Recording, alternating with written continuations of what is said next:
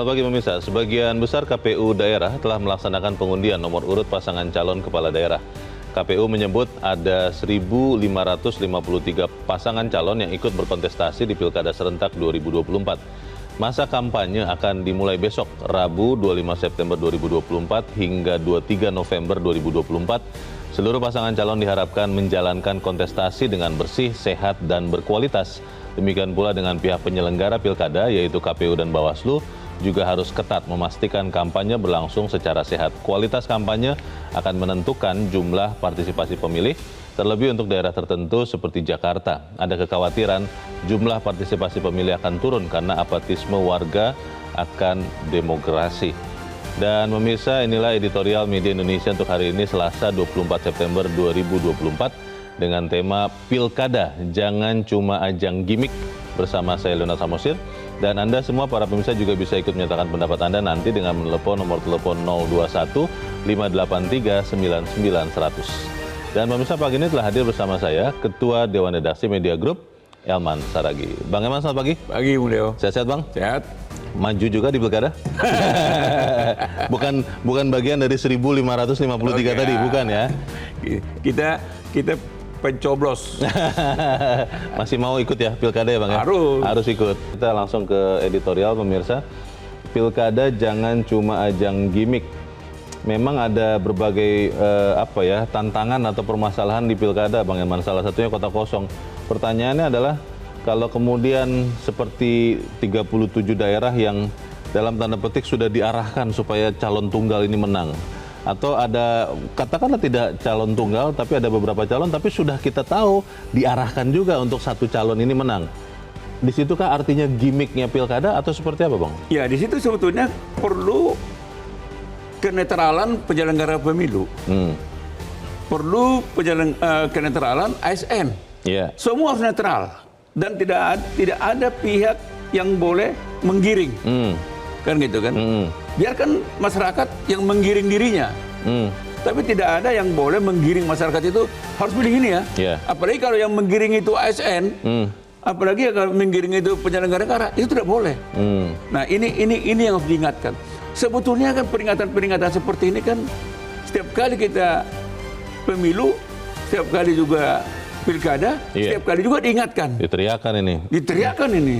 Tetapi sepertinya teriakan peringatan ini ya lalu begitu aja kan? Angin lalu ya. Nah, ini yang disinilah sebetulnya kita ingatkan lagi peran Bawaslu, peran KPU, peran penyelenggara negara. Mau nggak Pilkada ini berkualitas? Mau nggak Pilkada ini legitimasinya betul-betul terbagus? Full gitu kan? Mau nggak?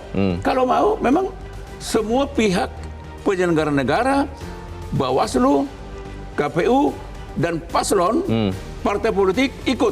Mari kita buatkan Pilkada yang sehat dan betul-betul demokratis. Ini penting ini. Masalahnya, Bang, kalau kemudian seluruh pihak pemangku kepentingan, stakeholders yang Bang Elman tadi katakan, dihadapkan dengan satu kekuatan besar yang sangat kuat untuk mengarahkan kepada satu hasil tertentu, apakah kemudian berani untuk bertindak seperti yang tadi Bang Elman katakan? Kita akan bahas itu, Bang Elman, dan pemirsa, inilah editorial Media Indonesia untuk hari ini Selasa 24 September 2024. Pilkada jangan cuma ajang gimik.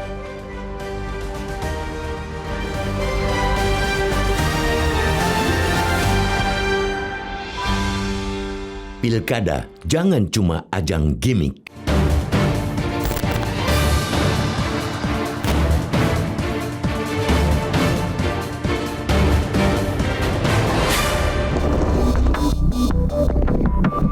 Kemarin, sebagian besar KPU daerah telah melaksanakan pengundian nomor urut pasangan calon atau paslon pemimpin daerah.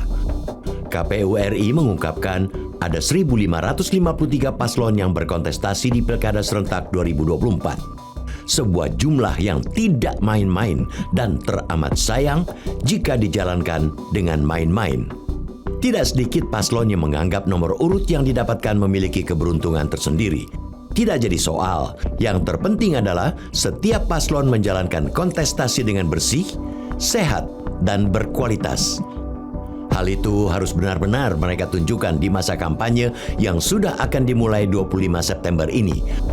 Bukan saja para paslon, penyelenggara pilkada yakni KPU dan Bawaslu juga harus ketat memastikan kampanye berlangsung secara sehat hingga nanti selesai pada 23 November. Itu penting karena kualitas kampanye akan semakin menentukan jumlah partisipasi pemilih. Saat ini, partisipasi di daerah tertentu, contohnya Jakarta, dikhawatirkan turun karena apatisme warga akan demokrasi Indonesia. Betul, kita menyadari jika pilihan untuk tidak menggunakan hak suara ataupun menolak memberikan suara untuk satu paslon adalah bagian dari demokrasi. Sikap itu harus dihormati. Namun, kita juga menyadari bahwa negara dan para paslon punya kewajiban untuk meminimalisasi hal tersebut. Sebab demokrasi yang minim partisipasi bukanlah kondisi yang benar. Walau pemerintahan daerah tetap dapat berjalan, sejarah telah membuktikan bahwa lebih banyak program akan sia-sia tanpa dukungan rakyat.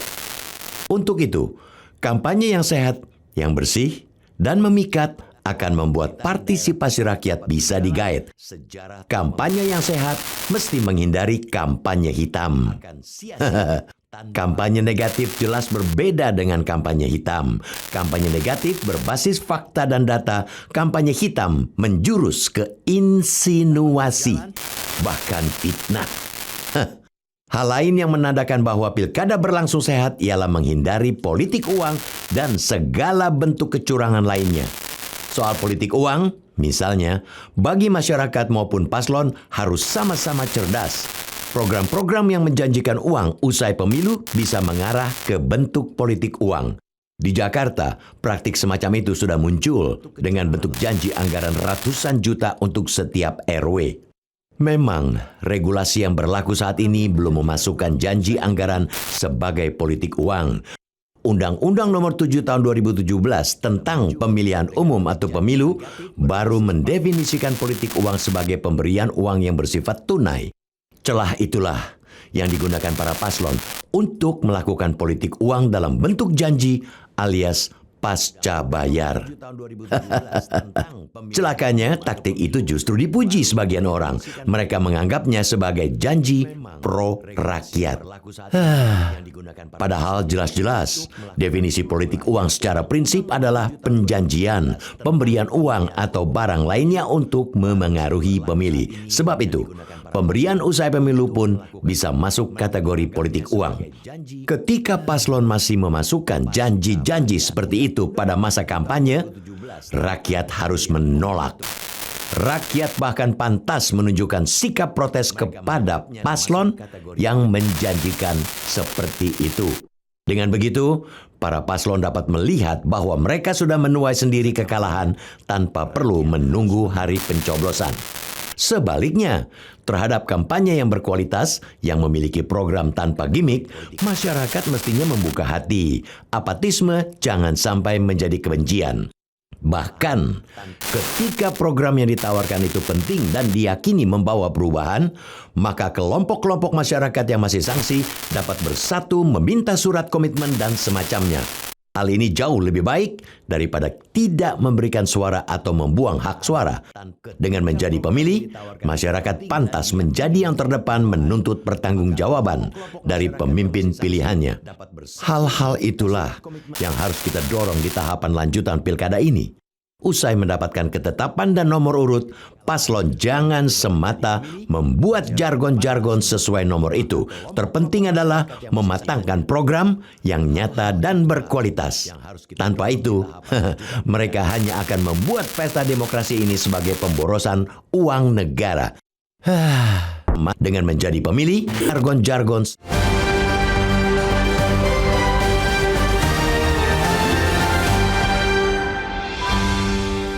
Di bagian berikut Anda bisa ikut menyatakan pendapat Anda, pemirsa. Untuk saat ini tetaplah bersama kami.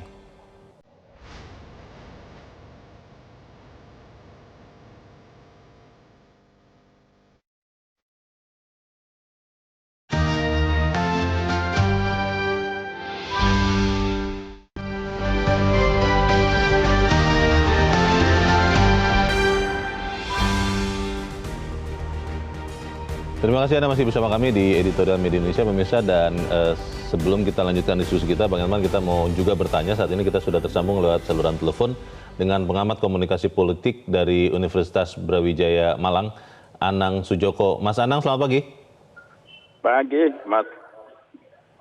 Ya, Mas Anang, kalau kita lihat pilkada besok akan dimulai dengan kampanye ya. Kita lihat dan kemudian nanti di bulan November akan kita pilih sama-sama kepala daerah yang baru. Pertanyaan mendasarnya adalah kalau Anda lihat pilkada di November nanti akan benar-benar efektif menghasilkan kepala daerah yang terbaik atau memang ya realistis saja yang apa adanya saja. Bagaimana Mas Anang?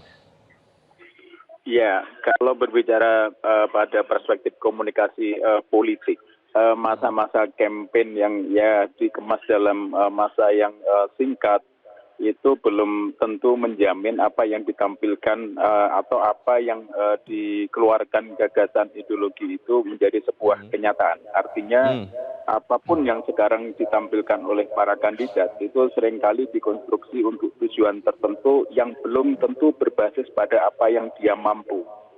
Nah, disinilah saya khawatir kalau masyarakat kita itu tidak betul-betul memiliki literasi politik yang cukup cerdas, kemudian literasi media yang cukup juga, saya khawatir hanya memilih sebuah lipstick politik. Artinya apa yang nampak saja, tetapi esensi atau substansi dari skill para kandidat itu belum tentu bisa terbaca dengan sebenarnya. Semacam itu, Mas Leonard. Mas Anang, kalau kita belajar dari gak usah terlalu jauh deh, Februari lalu ya, ketika sekarang kita mendapatkan anggota DPR yang baru, lalu presiden yang baru, nanti akan ada pergantian di bulan Oktober. Dari sekian janji politik atau sekian kampanye, dan termasuk pemilu-pemilu terdahulu, sebetulnya banyak tidak sih yang disampaikan itu, yang diperjanjikan itu, yang kemudian dipenuhi sebetulnya, Mas Anang? Ya, saya melihat satu case aja lah terkait masalah apa yang telah dijanjikan oleh presiden dan wakil presiden terpilih, yaitu makan siang gratis. Itu kan sudah terjadi sebuah perdebatan yang luar biasa hingga pada saat saat ini itu terjadi kelabakan pada alokasi anggaran.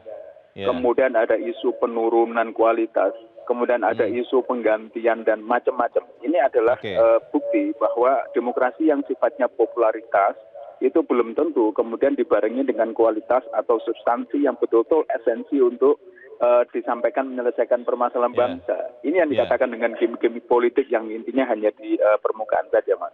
Nah, dari sekian pilkada yang pernah kita lewati, Mas Anang, ada berapa persen sih janji politik yang kemudian dipenuhi, atau jangan-jangan mayoritas hanya cara untuk meraih suara, lalu setelah terpilih ya lupakan saja begitu? Bagaimana Mas Anang?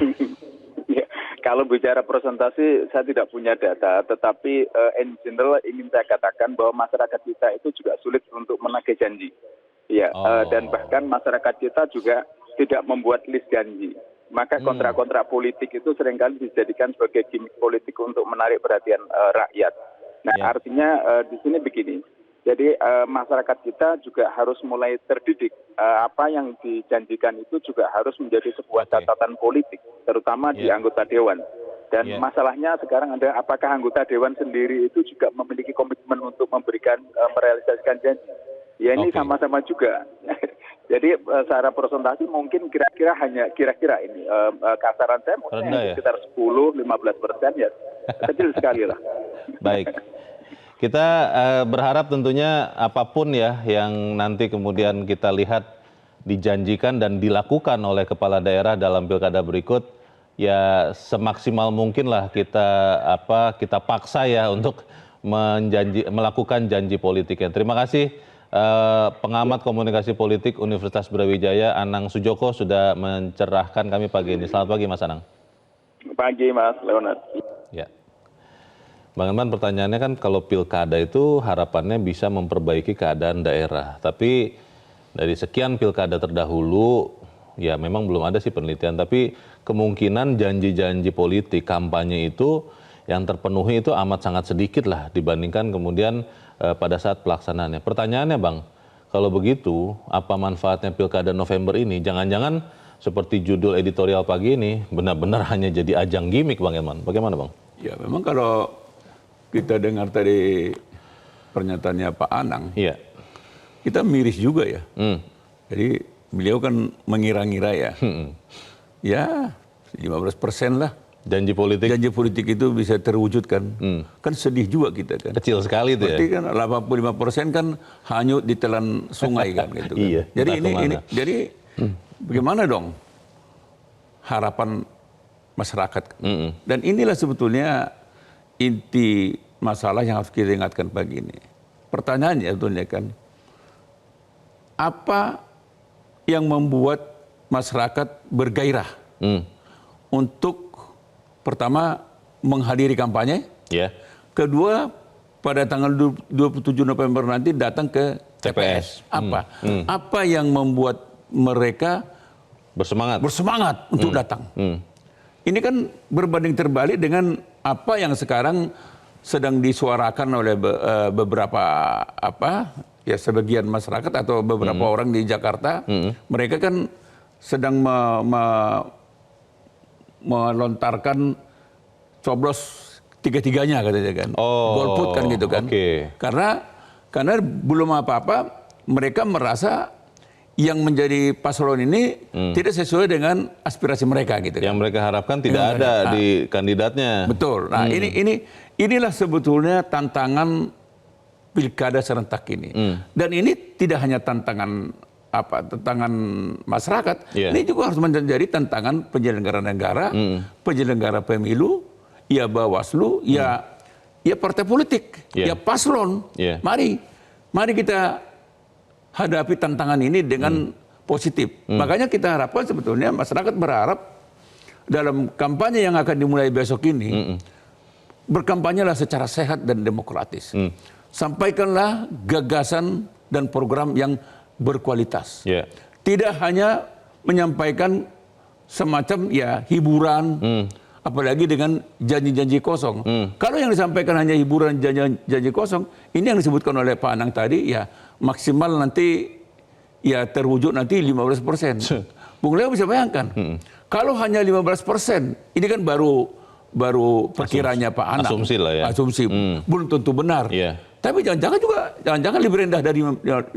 Bisa kan? jadi. Tapi kalau itu yang terjadi, akhirnya kan rakyat ini kan hanya dihadapkan dengan pepesan kosong kan. Lalu apa membuat mereka bersemangat? Dan bagaimana kita bisa lagi mengharapkan calon pemimpin kepala daerah kalau semangat real juga tidak ada dari masyarakat? Semangat itu, Bang, yang sempat disampaikan oleh beberapa teman yang tinggal satu daerah dengan saya. Mereka mengatakan, percuma lah kita memilih siapa begitu sebagai gubernur, sebagai wali kota, sebagai bupati. Karena toh sama saja keadaan daerah ini. Ketika mereka kampanye, iya bagus-bagus, tapi tidak pernah ada yang dilaksanakan. Dan akhirnya mereka malas, Bang, untuk ikut pilkada. Lalu mereka mengatakan juga nggak kenal tuh siapa kandidatnya. Ini realita yang mungkin banyak, Bang. Bagaimana itu, Bang? Ya, itu kan sebetulnya yang disampaikan Bung Leo ini kan yang sudah disuarakan masyarakat dari pilkada ke pilkada kan. Iya. Dari pemilu ke pemilu. Ya istilahnya dia juga. Itu juga katanya kan. Jadi akhirnya emang masyarakat tidak punya harapan. Ini tantangan nih. Tantangan buat paslon terutama. Jadi kalau kan saya lihat ada juga di antara paslon tadi yang saya lihat ada tadi di Running Text Metro TV mengharamkan politik uang. Wah, ini saya langsung begini. Keren itu ya. Top banget ini. Top banget. Mudah-mudahan dia tidak ngomong doang. Tidak hanya menghibur masyarakat kan. Lip service. Ini kan. Kalau itu benar, dia mengharamkan politik uang, wah ini top nih. Kita pilih dong. Kalau bisa. Dan masyarakat akan pilih itu kan. Pertanyaannya, rakyat percaya nggak gitu kan? Nanti mulai besok, ini kan kampanye mulai besok. Nah, rakyat akan menjadi saksi. Benar nggak dia tidak akan melakukan politik uang? Kalau ada, bagaimana ini kan gitu? Nah, disinilah sebetulnya Bung Leo, harapan masyarakat harus ada sanksi. Sanksi dari Bawaslu. Jadi Bawaslu itu kan tadi kan sudah kita ingatkan di awal. Ada kerawanan-kerawanan di pilkada ini kan. Ada rawanan yang tinggi, ada rawanan sedang. Mereka sudah petakan ini. Ada 5 provinsi, ada di 5 provinsi yang kerawanan tinggi, 28 provinsi yang sedang. Dan seterusnya.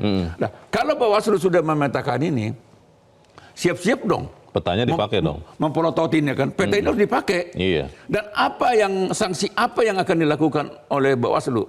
Katakanlah misalnya, kalau ada paslon yang melanggar aturan, memberi politik uang, atau dan sebagainya, gimana terhadap paslon ini? Apakah hanya sekedar diingatkan? Kalau berani, diskualifikasi dong. Gagalkan dia jadi paslon. Itu penting itu. Lalu kalau misalnya ada ASN tidak netral, berani nggak Bawaslu untuk merekomendasikan pecat ini ASN? Ini kan penting ini. Pertanyaannya Bang, ini kan pilkada bulan November, bulan 11, bulan depan ya, 2 bulan lagi ya? 27 November. 27 November. Lalu kalau kita mundur ke bulan 2 Bang, Pileg, pemilu legislatif dan Pilpres, ada sekian pelanggaran terjadi, ketidaknetralan misalnya. Tapi kan kita tidak melihat ada satu sanksi yang keras di situ. Lalu kita lihat KPU dan Bawaslu yang menyelenggarakan pemilu di bulan 2 itu, kecuali ketua KPU yang sudah berganti, tapi kan yang lain-lainnya akan juga sama menyelenggarakan pilkada di bulan 11. Lalu apa yang kita bisa harapkan berbeda Bang di keberanian mereka, di ketegasan mereka, di kenetralan mereka? Apa Bang? Ini yang sebetulnya menjadi catatan penting. Sebetulnya kan MK sudah memberikan catatan penting kan. Hasil Pilpres kemarin. Betul. Terutama hasil Pilpresnya ya. MK kan punya catatan. Catatan itu, dan itu sudah masyarakat juga sudah tahu catatan apa itu kan. Yang katanya penyelenggaraan Pilpres itu kan amburadul. Tapi kan hasilnya udahlah. Kita harus akui itu sah. Tetapi catatan itu mestinya harus menjadi catatan yang harus di follow up oleh ya KPU. Terutama penyelenggara. Ya penyelenggara pemilu ini kan. Ya KPU, ya Bawaslu. Coba, tapi kan masyarakat tidak tahu langkah-langkah apa yang sudah mereka ambil untuk memperbaiki ini. Kecuali hanya satu kan, bahwa ketua KPU-nya dipecatkan gitu kan. Itu pun bukan karena pelanggaran kepemiluan itu Bang. Iya makanya. Itu sesuatu yang sifatnya memalukan, bersifat pribadi itu. Makanya. Nah, masyarakat sebetulnya pengen lihat langkah apa yang sudah diambil oleh Bawaslu dan KPU. Kalau tahu juga apa yang terjadi pada Pilpres pemilu yang Februari yang lalu terjadi lagi dalam pilkada pemilihan pilkada serentak ini, ya artinya sama aja kan. Jadi ini yang sebetulnya masyarakat kadang-kadang menjadi frustrasi. Sama saja. Kita harus jeda dahulu, Bang Elman dan pemirsa tetaplah bersama kami, Editorial Media Indonesia segera kembali.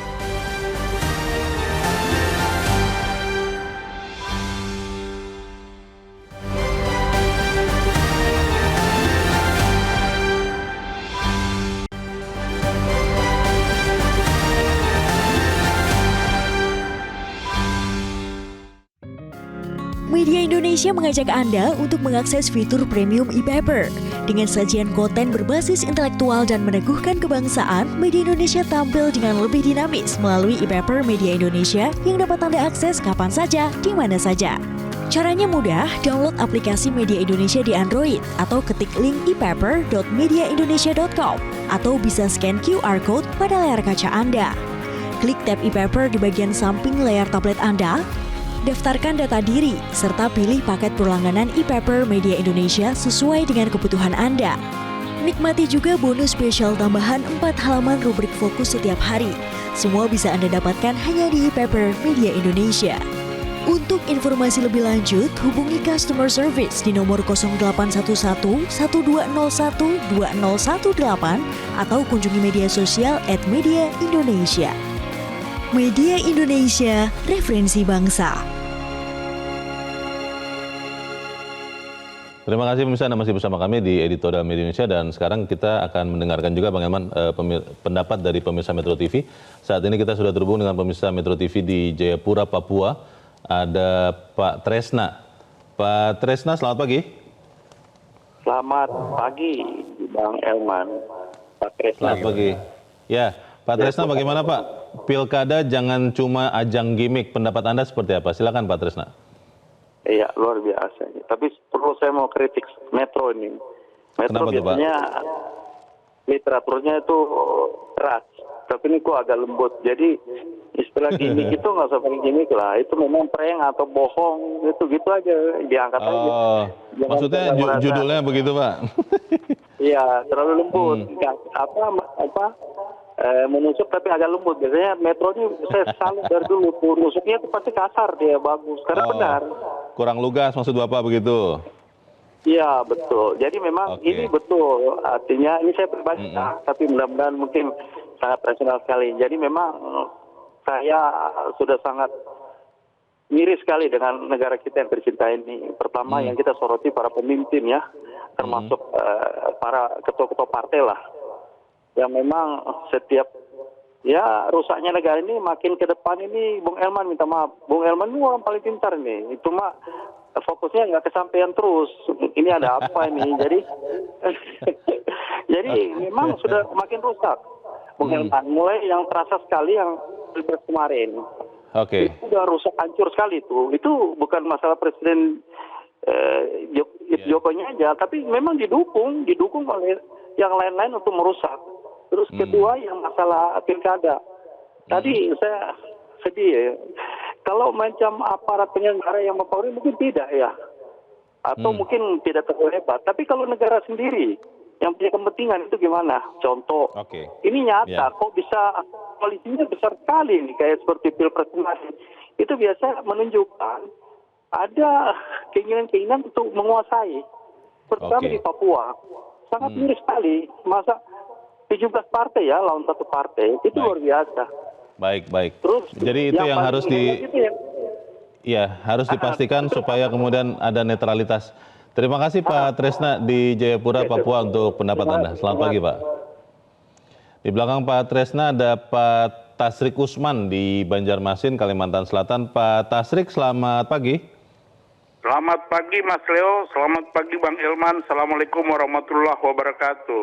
Waalaikumsalam warahmatullahi wabarakatuh. Bagaimana Pak Tasrik pendapat Anda Pak? Silakan Pak. Baik, yang pertama saya mengucapkan selamat ya kepada seluruh pasangan calon kepala daerah di seluruh Indonesia sudah memperoleh nomor urut. Nah sekarang kita masyarakat ini berharap pemilu kada serentak ini bisa berkualitas. Kalau pemilu kada bisa berkualitas itu dilandasi pada 3 hal. Yang pertama, peran pasangan calon itu, saya sependapat dengan Bang Elman, penyampaian gagasannya itu harus rasional, yang bisa bermanfaat buat masyarakat, dan ketika terpilih, dia melaksanakan visi misinya itu. Karena sering juga ada pilkada janji-janji manis, tetapi pada saat menjabat 5 tahun itu tidak terlaksana. Dan harus disampaikan dengan penuh kedamaian, penuh keceriaan. Yang kedua, itu masalah KPU dan Bawaslu sebagai penyelenggara pemilu, ini harus benar-benar jujur, adil, netral.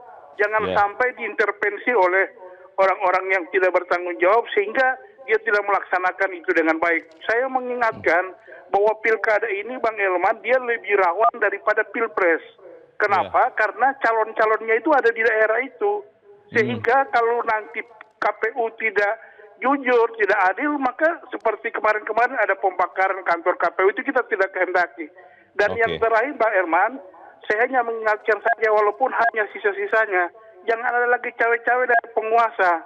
Nah itu di daerah Bang Elman itu di Sumatera Utara, tolong kita jaga baik-baik, jangan ada lagi orang pusat turun ke sana sehingga nanti masyarakat di Sumatera Utara itu nanti terpengaruh oleh cawe-cawe lagi. Mungkin demikian, terima kasih. Assalamualaikum warahmatullahi wabarakatuh. Waalaikumsalam warahmatullahi wabarakatuh. Terima kasih Pak Tasrik Usman di Banjarmasin, Kalimantan Selatan untuk pendapat Anda. Selamat pagi Pak.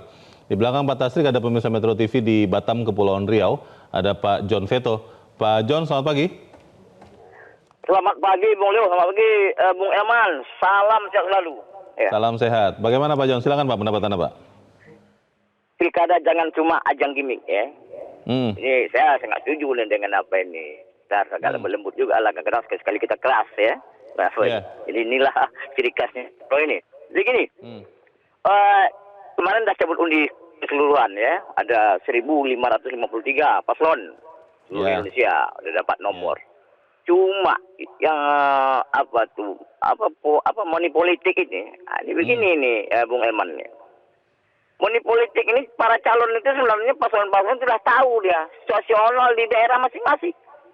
Karena begini, tidak kita pungkiri di seluruh Indonesia ini sekarang Bung Elman, Bung Leo, permasalahannya masalah ekonomi. Dan masyarakat menggunakan kesempatan ini kan ajang 5 tahunan. Ajang 5 tahunan ya, apa salahnya kita bedal aja uang orang ini. Ada pikiran seperti itu ya? Ya, ambil uangnya, jangan coblos yang tidak pilihan, kan gitu. Jadi ini, memang ini udah merata. Bung Elman udah tahu lah itu, Bung Leo udah tahu lah. Inilah sekarang, di daerah-daerah ini, kepala daerahnya tahu. Baik. Lagi ada menyelamat. Kepala daerahnya menggunakan kesempatan-kesempatan ini kayak membagi sembako, dengan foto-foto dia. Jadi ini kan tapi kita tetap harus tolak kan Pak John Veto, politik uang atau pemberian uang termasuk di pilkada ini kita harus tolak dong Pak John, bagaimana Pak? Jadi begini Bung Leo. Jadi memang kada saya bilang tadi Bung Leo, Bung Elman, situasional di daerah Bung Leo. Ya. Ini para calon kandidatnya tahu. Situasionalnya nih, harga dengan uang 100.000, kalau diambil beras yang harga murah kan dapat 7 kilo. Ini situasionalnya. Itu realistis ya, baik. Kalau 100 kan 300. Ancaman utamanya salah satunya adalah politik uang. Terima kasih Pak John Veto di Batam, Kepulauan Riau untuk pendapat Anda. Selamat pagi Pak John. Para pemirsa, realistis ini kelihatannya Bang Elman. Tadi Pak John terakhir mengatakan, iya sih ditolak politik uang, tapi kan uang itu bisa dipakai memenuhi kebutuhan hidup. Bagaimana Bang? Memang itu dilematis sih. Iya. Buat masyarakat terutama ya. Apalagi dengan kondisi ekonomi sekarang ini kan. Iya. Ketika datang bansos beras 10 kilo, 15 kilo, ada lagi untuk beli minyak goreng. Rupiahnya. Ya pasti ambil kan. Nah, ini jadi soal kan. Walaupun nanti berakibatnya ya fatal juga. Ya akhirnya mungkin nanti yang terpilih justru bukan calon kepala daerah yang mumpuni kan gitu kan. Baik, untuk memikirkan apa yang mau kita sampaikan juga Bang kepada para pemirsa, kita harus jeda dahulu Bang Elman, dan pemirsa tetaplah bersama kami. Editorial Media Indonesia segera kembali.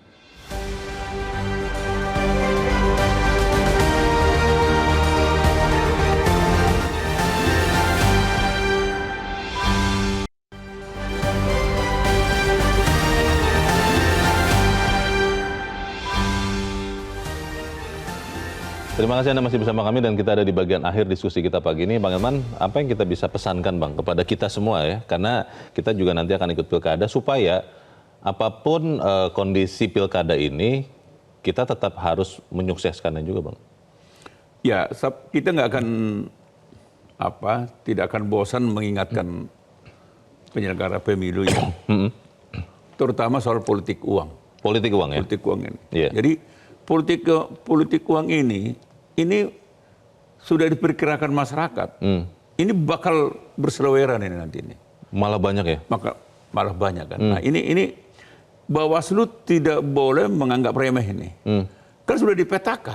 Iya. Jadi ini politik uang ini kalau tidak dicermati, kalau tidak diawasi, ya sama aja kan gitu kan.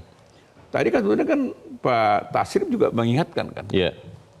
Jadi kalau tiba-tiba misalnya digelontorin bansos misalnya kan, hadiah-hadiah dari paslon, emangnya masyarakat nolak? Ya nggak mungkin mereka nolak kan. Tetap kita ingatkan, tolak. Tapi kan tidak manusiawi juga kita ingatkan itu kan. Ketika ada apa? Nah sekarang sebetulnya harus dimulai dari paslonnya. Mau nggak? Berani nggak tidak menggunakan politik uang? Semuanya? Semua aja. Berani nggak? Itu coba dulu gitu kan. Nah ini yang saya ini yang masyarakat ragukan. Iya. Masyarakat ragu kalau ada paslon yang tidak Iya. mau menggunakan politik uang. Nah, kedua juga ini soal netralitas ASN. Iya. Terutama ini cawe-cawe penyelenggara negara ini kan. Tadi kan dari Pak Tasrif kan ingatkan kan. Iya, jangan ada cawe-cawe lagi. Dia ingatkan itu, Pak Herman, itu Sumatera Utara itu kan. Saya nggak tahu kok hubungannya sama saya kan warga Jakarta. Apa urusannya dengan saya kan? Mungkin karena Elman Saragih, Bang. Mungkin. Oke. Nah, tapi kan paling tidak apa yang dikatakan Usman Tasrif ini kan, ini kan benar. Jadi jangan ada lagi cawe-cawe dari siapapun. Apakah itu ya katakanlah ya pemimpin tertinggi, menteri, yang lain, jangan ada cawe-cawe. Jadi biarkanlah pilkada ini berlangsung secara sehat, secara demokratis. Penyelenggara negara harus menganggap semua paslon itu adalah paslon yang terbaik. Dan itu adalah paslon Republik Indonesia itu. Tidak ada paslon si A, paslon si B. Ini paslon kita bersama ini. Paslon penyelenggara negara. Jadi jangan lagi untuk daerah tertentu ada cawe-cawe. Ada nanti bansos digelontorkan berlebih apa. Jadi pengalaman pemilu 2000 Februari yang lalu jangan terulang lagi. Dan itu catatan yang diingatkan oleh Mahkamah Konstitusi. Catatan yang harus dikerjakan. Catatan yang harus dikerjakan, jangan catatan Mahkamah Konstitusi itu hanya sekedar catatan dan nanti ada lagi pilkada ini, ada lagi catatan Mahkamah Konstitusi. Jangan sampai seperti itu. Jangan sampai seperti itu. Baik, kita harap bahwa pilkada benar-benar dilakukan bukan dengan gimmick ya Bang ya, untuk kebaikan daerah masing-masing. Bang Elman Saragih, terima kasih sudah hadir di tempat ini. Selamat pagi Bang. Pemirsa, Pilkada Serentak 2024 diharapkan akan menghasilkan kepala daerah berkualitas yang bekerja keras untuk memajukan daerah dan mensejahterakan warganya. Pemimpin dengan kualitas paling baik hanya akan terwujud kalau kontestasi pilkada berlangsung bersih, sehat, dan berkualitas. Pilkada berlangsung bersih, sehat, dan berkualitas kalau para paslon dan pendukungnya bisa menghindari kampanye hitam dan fokus pada adu gagasan untuk masa depan yang lebih baik. Saya Luna Samusi berterima kasih Anda sudah menyimak editorial Media Indonesia untuk pagi ini. Terus jaga kesehatan Anda, terus jaga nurani Anda. Selamat pagi, sampai jumpa.